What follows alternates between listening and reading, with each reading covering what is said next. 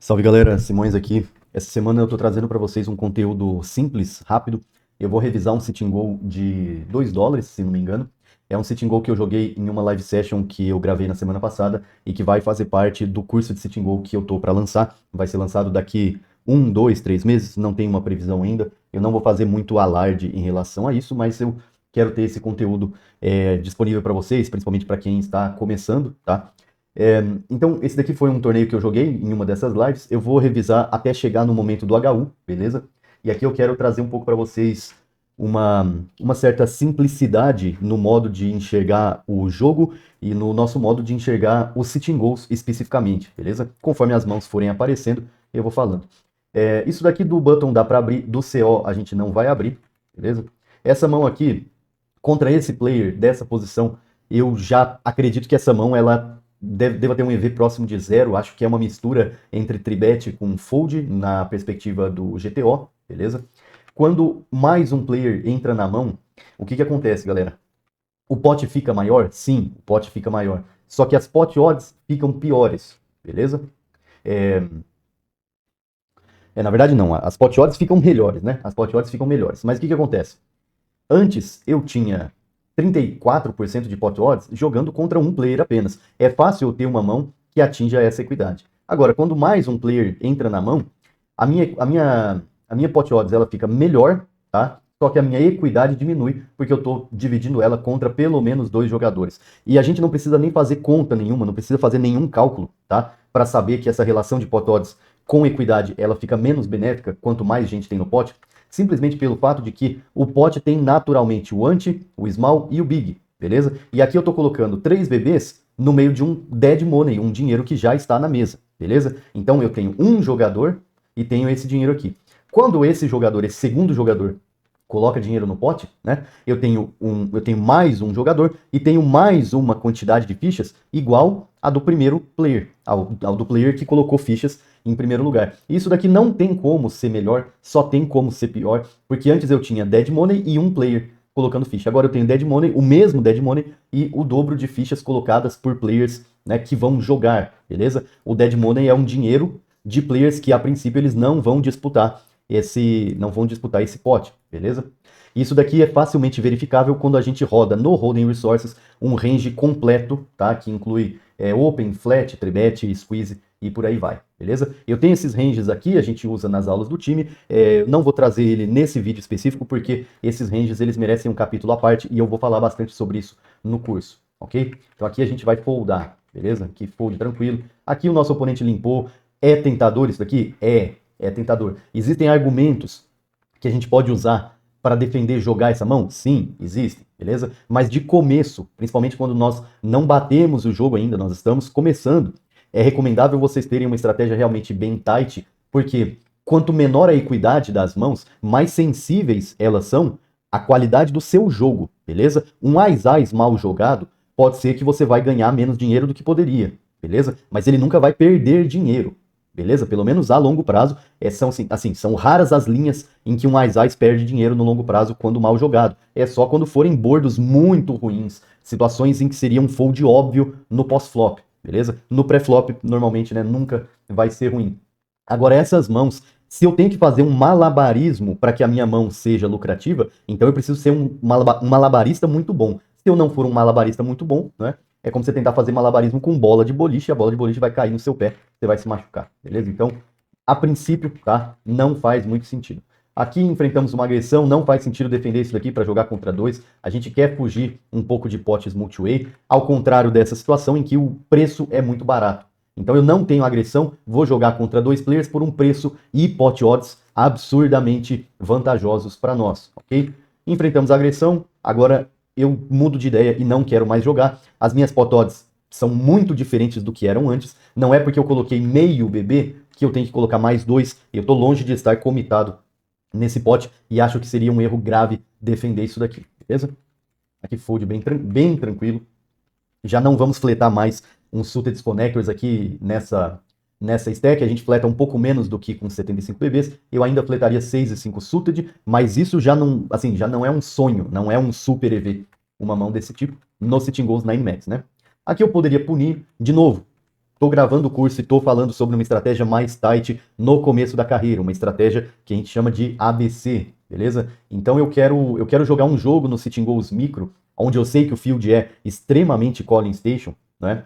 Eu quero jogar um jogo que eu consiga jogar o valor das minhas mãos sem precisar arriscar uma grande parte do meu stack. Então eu prefiro jogar as mãos como agressor, prefiro tribetar mãos muito fortes, prefiro punir mãos bem fortes também, não precisa ser igual, não precisa ser só o topo, mas eu quero punir os limpers com mãos muito fortes. Essa mão seria um open natural do hijack? Sim, seria. Mas contra um open raise aqui, ela seria um fold claro. Um limp, ele é uma mistura, tá, das duas coisas. A mão nem chegou em gap para nós, por um lado, tá? Mas por outro lado, ele também não deu open. Então nós estamos meio que no meio do caminho. Quando eu enfrento um limp, o meu range vai ser alguma coisa entre o meu range natural de open raise daquela posição e o que seria o meu range de flat ou de tribet contra o open raise daquela posição.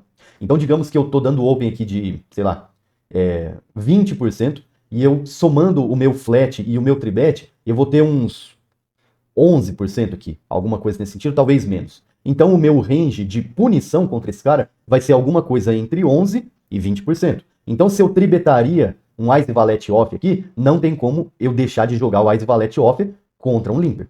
Então o meu range de tribet somado com flat, esse é o mínimo das mãos que eu jogo contra um cara que limpou.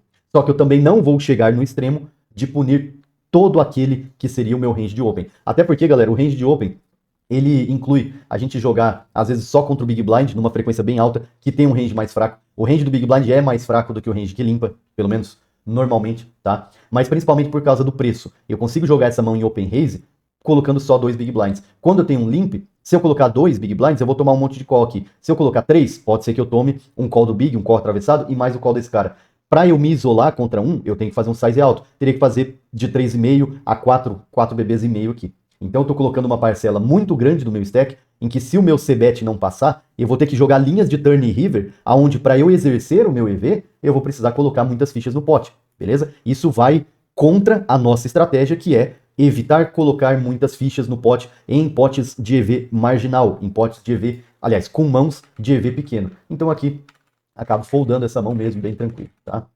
Aqui fold. Essa mão aqui eu poderia ter considerado abrir, tá? Eu acho que nessa faixa de stack aqui os blockers têm uma importância maior do que os suited, beleza? Então talvez um 10 e 9 suited, que eu abriria com 75 bebês dessa posição, né? Eu deixaria de abrir, passaria a abrir o Ice 10, o Ice 9 off, beleza? Então essa mão me parece um open raise natural, mas não com um EV tão interessante. E quando eu tenho um field que fleta em excesso e tribeta pouco, então as mãos com maior jogabilidade, elas ganham mais mérito em comparação com as blockers. Na dinâmica da teoria, os blockers são muito importantes, tá? Porque o range é muito fino, e ranges finos, eles são mais ranges bem definidos e curtos, ranges tight, né? O impacto das blockers é maior nesses ranges. Agora, quando o meu oponente ele tá fletando 5 e 7 suited daqui, por exemplo, e um field de $2 vai cometer esse tipo de erro, então as blockers perdem um pouquinho de relevância e as mãos suited, as mãos com boa jogabilidade, voltam a ganhar um pouquinho de relevância em comparação ao que deveria ser na teoria, ok? Então aqui, trocar o Ice 9 off pelo 10 e 9 suited me parece uma opção a ser considerada quando os meus oponentes fletam em excesso. Agora, quando eles foldam, quando eles são tight, aí os blockers eles voltam a ganhar uma relevância bem interessante, beleza? Talvez aqui eu tenha deixado de abrir essa mão, então, por entender, né, que o field iria fletar em excesso, tá, dessas posições. Tem 3 caras com possível stack de flat, né, e o EV dessa mão não me parece tão alto assim, então eu acabei jogando um pouco mais tight mesmo, mas não vejo problema em abrir aquela mão, ok? Vocês veem que até agora, toda a ação que nós tivemos foi decidir não jogar mãos que são mãos muito tentadoras. A tentação de jogar sei lá, um 4 e 5 suited aqui, naipadinho, né? Pô, isso aqui é muito tentador. Isso aqui é muito tentador, tá? Mas você não vai ser lucrativo no poker cedendo a tentação de jogar mãos por diversão, beleza? Eu não tô falando para vocês abandonarem a diversão de jogar poker, mas é mais divertido fazer isso daqui, jogar e ganhar o pote. E a gente consegue fazer isso muito melhor com mãos de mais valor. Então, não é sobre abdicar da diversão de jogar poker, mas é sobre concentrar mesmo, se acostumar com a diversão de ganhar as nossas mãos e não com a diversão de disputar mãos que são gamble, basicamente, né? Você jogar uma mão suited naipadinha fora de posição porque você gosta da mão é puramente gamble, ok? Então aqui, tomamos call de 3, né? Estamos perdendo para um 6,7, para um 6,6, para um 7,7. Algum overpair, que às vezes fleta aqui por trap, né? Mas tem muito mais mãos de draw, damas fracas, pockets, talvez 8,8, 9,9, está no range deles, né? Ice 6, Ice 7 é possível. 7,8, 7,8 não larga nunca mais, 7,8 suited. Eles não deveriam ter essa mão no range, mas muitas vezes eles têm. Aqui eu fui para um C-bet, que parece um size baixo, mas o meu maior objetivo de todos é construir um pot que eu consiga dar all-in no turn de forma natural, beleza? E para isso, se eu tomar pelo menos um call, o pot tem 15, sobra 10 efetivo aqui, sobra 12 para mim, né? Então, por isso que eu vou para o size baixo. Eu acho que fazer meio pot aqui é esquisito, sabe? Porque se vem uma dobra do 6, dobra do 7, se vem um rei, você meio que já não pode foldar mais a sua mão, você vai estar comitado, né? E você pode estar expulsando mãos fracas cedo demais, beleza? Então eu quero que ele tenha o 6, eu quero que ele pague com 6, eu vou fazer um size aqui que permita isso, tá? Quando a gente faz sizes menores, a gente consegue jogar mais streets. Então, digamos que eu tenho um rei valete de paus, por exemplo, que seria uma mão muito boa para CBtar aqui, né? Ou talvez um valete 10, talvez o valete 10 seja até melhor, né? Então eu consigo CBtar essa mão, ainda tendo espaço para tomar uma decisão no turn, sabe? Então esses sizes menores eles são interessantes. Lembrando que a gente sempre vai valuibitar calculando o tamanho do pote na próxima street para a gente poder dar a win o mais rápido possível. Por isso que eu acho um erro fazer meio pote aqui. Se eu faço 3, eu consigo tomar call de um range mais amplo, o que, quando eu vou dar a win no turn, é bom tomar muito call no flop. É excelente, beleza? Quando eu vou levar minha mão até o river, não é assim tão bom tomar call no flop sempre, porque todas as mãos podem acertar 2 pares, os draws vão ter turn river como chance, né, de acertar aquilo que eles estão procurando, beleza? Então, eu calculei meramente aqui um size que me permitisse dar o all-in no turn de modo natural. O range deles é tão fraco, tão patético, que eles foldam numa runout blank aqui no turn, beleza? Mas nós conseguimos extrair bastante, e principalmente, digamos que ele tem um rei 5 aqui, eu não deixei ele ver o turn, aliás, não deixei ele ver o river. Então, ao mesmo tempo que eu extraio o valor, eu também nego equidade. Se eu tenho uma mão de valor, mas que não é um topo, não é uma trinca, não é um straight, não é um full house, quando eu tenho isso e eu consigo não deixar eles verem o river, isso tem pontos positivos. Não necessariamente a gente vai querer fazer isso sempre, mas tem pontos positivos. Vejam que a gente só precisou ganhar uma mão e a gente já está em segundo aqui, tá? A gente já está em segundo. Já se forma um bloco dos especuladores que limparam, que deram call e que perderam mãos, e dos caras aqui que não precisaram fazer muita coisa, né? Um bloquinho de 5 aqui, que o jogo vai provavelmente ficar concentrado nesses caras aqui, na busca pelo ITM. Aqui de novo um limp, uma punição. Essa punição contra esse stack parece muita força, né? Fold, tá? Fold. Até deep stack eu foldaria isso daqui do small. Do big pagaria, do small foldaria, beleza? Com 70, Simões, com 75 BBs, você folda 4 e 5 suited naipadinho do small blind? Sim, eu foldo, tá? No MTT não.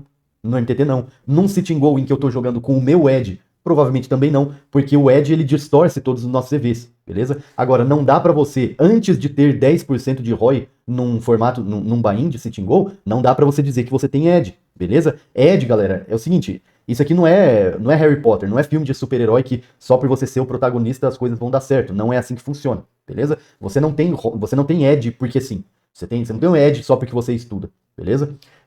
Você tem que ter resultados primeiro para provar que você tem esse edge, e a partir dos seus resultados, você vai transformando uma estratégia mais tight numa estratégia, né, cada vez mais loose para poder explorar essas tendências do field, ok? Peraí, vamos aqui. Aqui, naipadinho, não interessa, vamos foldar, aqui foldamos, bem tranquilo. Vocês veem que o maior trabalho de um jogador de poker profissional é foldar mãos, sabe? Ou pelo menos é o trabalho mais frequente, né? Aqui é um open bem tranquilo, rei 10 suited eu abriria bem tranquilo, rei 9 suited eu gosto de sentir dúvida, eu tenho dúvida com rei 9 suited. O que eu vou fazer quando eu tenho dúvida? Vou pegar essa mão, vou vir aqui, vou copiar a hand history, vou jogar no Hold'em Resources e vou rodar essa mão com a opção de chove, com a opção de open raise e dando todas as opções para o solver tribetar ou restilar ou fletar com todos esses players aqui, beleza? Com mais ou menos, você vai precisar de uns 30 GB de memória RAM para rodar uma simulação completa numa mão como essa aqui, talvez um pouco menos, dá pra gente economizar. Simões, eu só tenho 8 GB de RAM. Dá sim. Só que a sua simulação vai ficar com as interações um pouquinho encurtadas, vai ter um pouquinho de ruído, um pouquinho de discrepância entre o resultado da simulação e um GTO perfeito, tá? Mas funciona como estimativa, beleza?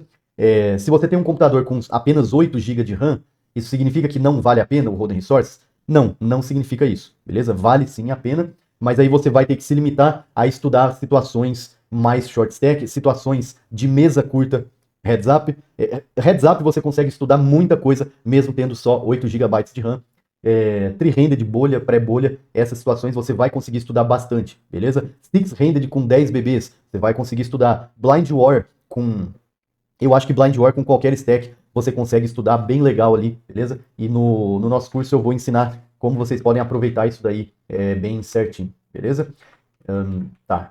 Aqui dei open, show de 4PB, call pelas odds, bem tranquilo. Essa mão aqui, fico em dúvida, tá? Na verdade, um dama 8 suited eu ficaria em dúvida. Tudo vai depender do comportamento desse oponente. Se esse cara aqui ele é muito fletador, se ele dá muito call, eu vou querer jogar menos mãos.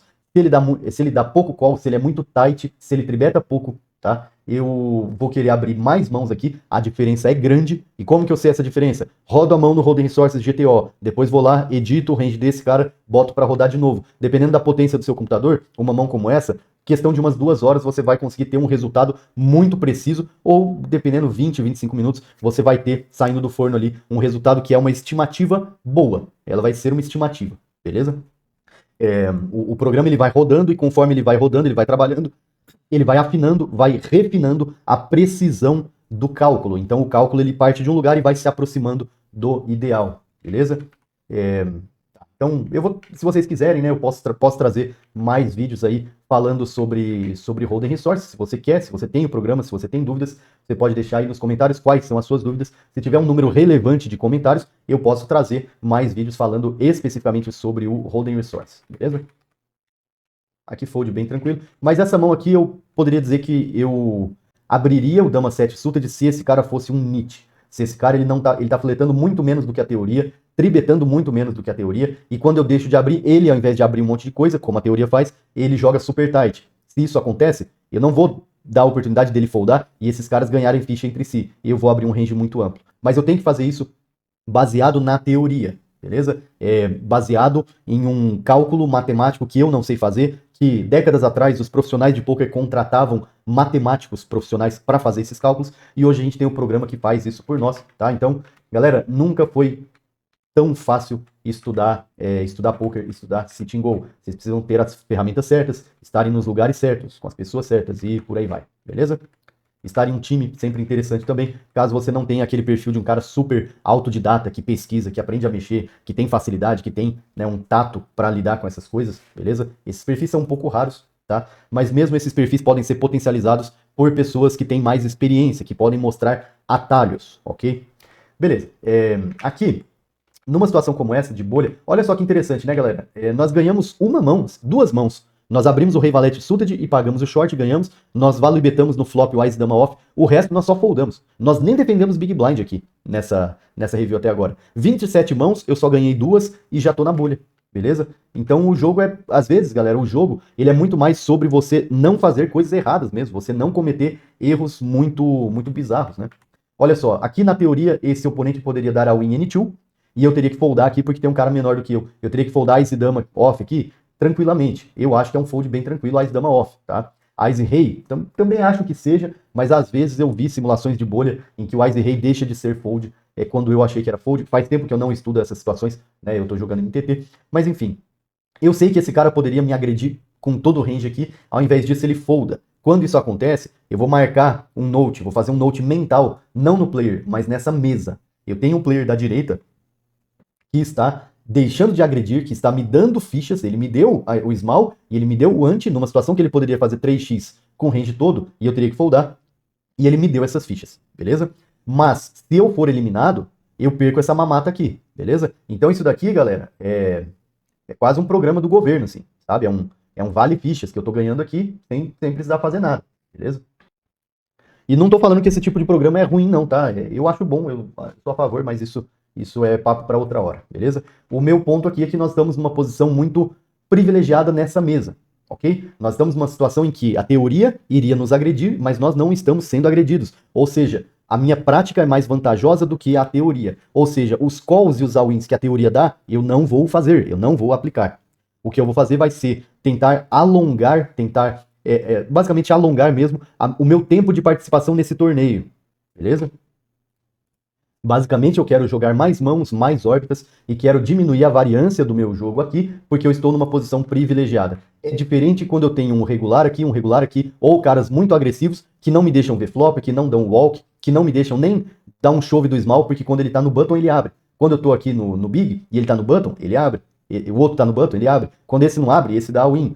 Nesses casos, eu estaria numa mesa desvantajosa, tá? Desvantajosa, não seria vantagem. E uma mesa dessa eu não faço muita questão de ficar vivo muito tempo. Eu quero explodir a minha variância nessa mesa. Agora, nessa aqui que nós estamos agora, é exatamente o oposto. Aqui eu quero ficar vivo muito tempo, beleza?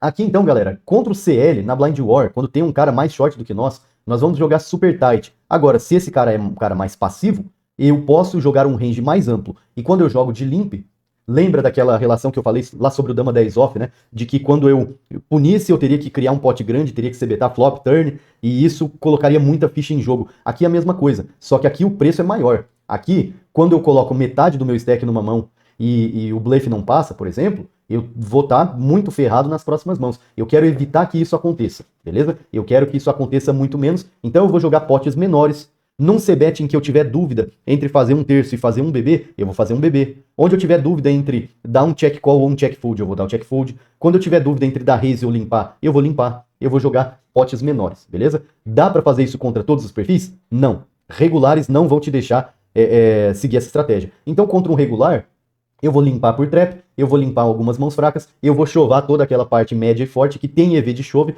e o meu range total vai ser um range bem tight, beleza? Assim que eu jogaria contra um reg aqui, ok? Agora, contra um fish, eu posso jogar aqui quase parecido com early game teórico, né? Eu posso limpar um monte de mãos de qualidade duvidosa, valete 5 off aqui, eu poderia limpar quando eu tenho na minha esquerda um vilão passivo, tá? E um vilão relativamente tight. Se ele for muito tight, eu posso começar a dar open raises aqui com mãos de blefe mesmo. Aqui eu tenho um board ace high, que assim, na percepção, né, dos dois aqui, ele está muito mais no range de quem limpou do que no range de quem deu check do Big Blind. Então eu já aproveito disso, vou betar. Eu tenho uma broca, eu tenho duas middle cards aqui que podem ser overcards contra um par de 7, contra um par de 8. E uma coisa que eu vou fazer também em bolhas é não ficar blefando sem equidade, eu vou evitar bastante isso, tá? Betamos, passou, ok? Aqui eu posso chovar essa mão, posso dar um in reto? Posso, e é o que eu faria se tivesse um regular aqui. Como o cara aqui é um fish, eu dei o open, tá? E se eu tomo o resteal desse cara aqui, eu vou considerar o perfil dele, tá? É muito difícil que eu dê bet fold com 9-9. Precisaria ser um perfil muito específico. Um cara muito ruim, muito calling station e muito passivo. A um ponto de que, quando ele dá a win, eu tenho certeza que ele só tem o topo. Mas para ter esse nível de certeza, eu precisaria ter milhares de mãos dele aqui e tudo mais. De modo geral, vou dar raise call contra o Big Blind e vou foldar contra o Small, por ser um perfil aqui. Esse cara eu lembro que era um fish, esse aqui eu não lembro quem que era. Se for um reg, eu vou dar call aqui com água na boca, né? Eu vou gostar de tomar o raise do Big e vou dar esse call com 9-9, beleza? Principalmente irregulares brasileiros que são bem agressivos ali, né? Alguns são até um pouco além da conta. Aqui dei um open, eu já começo a testar a mesa, porque eu dei um limp e betei no flop contra esse cara e passou. Eu dei um raise e esse cara no big passou. Então eu já vou começar a dar um pouco mais de open. Essa mão aqui, eu sinceramente não tenho certeza. Eu acho que não é um open raise natural. Eu acho que quando a gente roda no Hold'em Resource, ele não vai mandar a gente dar open com dama 10 off, não, beleza? Mas a teoria é meio maluca, né? Na teoria, esse cara aqui vai dar muito open, muito chove, esse cara vai ter que se abrir e dar alguns calls, esse cara vai dar muito open e esse aqui vai restilar, tá? Só que a teoria é uma coisa, a prática é outra. Quanto menos interações de all-in acontecem aqui, maior é o meu range, beleza? Se vocês não entendem por que disso, deixa a dúvida aqui nos comentários, e aí se tiver um número relevante, né, de pessoas, eu posso falar mais sobre isso também, beleza? Aqui fold, claro, né, sem problema. Aqui fold também, sem problema. Aqui fold, agora mais ainda, né? Mas aqui eu nunca ficaria tentado em abrir essa mão nessa dinâmica de stacks. Se os dois tivessem um stack bem pequeno, aí essa mão poderia ser um candidato. Às vezes ela aparece como open do button, quando os dois têm stacks iguais. Algumas vezes, quando o Big Blind tem um stack tipo como esse, e o Small Blind tem um stack muito menor, e o Small Blind, por exemplo, tá sit out, ou o Small Blind é muito tight. Aí a gente pode abrir mãos bem ruins do button, porque o cara do Big vai ter que foldar um absurdo, e se ele não foldar no pré-flop, é pior ainda para ele, porque ele vai ter que foldar no pós, beleza? Sempre considerar se o cara é pensante ou não. Se ele for um fish, tá? Se ele for um astronauta, um cara que está em outro planeta, um cara que não sabe nada do jogo e que fica fazendo bobagem no ICM pesado, a gente não vai considerar nada disso e vai ter que abrir um range mais sólido, ok? Ahn, Cara, aqui essa mão me dá dúvida, tá? Essa mão me dá um pouco de dúvida. Eu acho que se eu ainda não tenho certeza, né? Se eu tenho certeza que os três estão tight, eu vou abrir essa mão, beleza? Outro ponto, tá? Quando eu foldo, existe chove aqui e às vezes call aqui. Isso daqui interfere no meu range. Quando vocês têm que ficar de olho no que o short está fazendo. Quando o short está se segurando, se segurando, se segurando, se segurando, se segurando, então quase nunca você vai foldar uma mão dessa e entrar ITM, ok? Agora, quando ele está dando all-in toda hora, a gente se permite jogar um pouco mais tight, porque aumenta muito a chance de entrar ITM sem precisar arriscar nada do nosso stack, ok? Hold three-way sem problema. Aqui, peraí, aqui esse cara parece que já fez bobagem, pelo visto, vamos ver. 9,9 para as 10, eu acho que os dois fizeram, tá? Eu acho que, do ponto de vista dos dois, as mãos foram um pouco mal jogadas. E esse flat de Ás 10 do Small, eu não vejo absolutamente nenhum sentido nele, tá? Esse chove com 9,9 duas pontas também é meio... É assim, ele não é um EV negativo, tá? Ele vai ter um EV positivo. Ele não perde dinheiro fazendo isso. Só que se ele dá um check, vê a opção aqui, sabe? Na dinâmica do GTO, ele dá um check e ele fica complicado porque esse cara aqui, né, no turn, ele poderia blefar turn river, e às vezes o 9-9 teria que foldar, mesmo sendo a melhor mão. É bem difícil. Agora, na prática, se a gente está jogando contra oponentes que jogam de maneira óbvia, eles acertam, eles betam. Eles erram, eles dão check, né? Eles não blefam tanto quanto deveriam. Ou às vezes eles dão check, check e blefam só no river, de uma forma que fica fácil de ler, sabe? Então é, de novo, aquela mesma dinâmica de que eu quero evitar fazer isso daqui, sabe? Porque imagina que o EV desse all-in, ele é 15. Vou inventar uma medida aqui. Ele é 15 simões de EV aqui. E o EV do check, para ver o turn, ele está em posição, né? Ou o EV de ele fazer um C-bet normal, um C-bet bem baratinho, e até foldar para um check raise, sabe? Pensando numa estratégia bem conservadora mesmo, às vezes esse EV é ligeiramente menor. Ele é, em vez de ser 15, eles são 13 simões, 13,5 simões. É um pouco menos esse EV. Nesse caso, o EV seria menor, só que pensa no EV como um ganho, tá? O EV da sua mão é o ganho, é a sua expectativa de ganho, mas esse ganho também tem um custo. Esse custo para nós no Sitting Goals é a possível consequência, o possível cenário de eliminação. Então não pensem só no EV da mão, mas pensem em quanto por cento das vezes você seria eliminado para buscar aquele EV, beleza? Pensa que a sua jogada, ela é tipo você pular em cima de uma poça d'água. Pensa uma poça d'água, você está pulando em cima dela. Você conseguiu pular, você ganha um dinheirinho, tá? Agora, quando você dá o all-in, essa poça d'água não é mais uma poça d'água,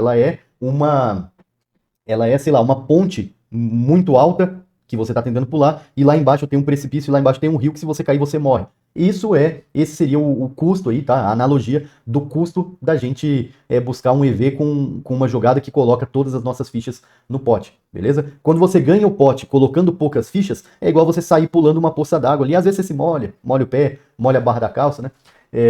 Mas você nunca vai morrer fazendo isso, beleza?